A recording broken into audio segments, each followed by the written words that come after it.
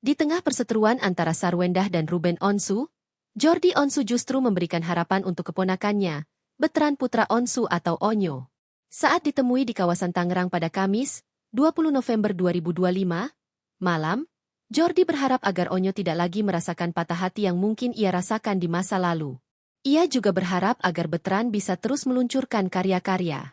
Onyo baru beranjak dewasa, jadi jangan sampai Onyo punya rasa yang sama. Rasa patah hatinya dia dari sebelumnya, mungkin ya dari keluarga, mungkin cerita sebelumnya.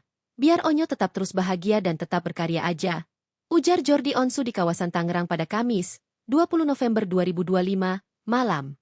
Jordi meminta kepada Onyo untuk fokus saja pada karya-karyanya di industri hiburan, dan bisa terus merilis lagu-lagu baru. Fokus sama karyanya aja. Bikin lagu terus aja Onyo, gitu, ujar Jordi. Nikmati masa muda Onyo baru beranjak dewasa, jadi jangan sampai Onyo punya rasa yang sama, rasa patah hatinya dia dari sebelumnya, dia tidak keluarga, mungkin cerita sebelumnya, biarkan dia tetap terus bahagia dan tetap berkarya, dia fokus sama karyanya, bikin lagu terus aja.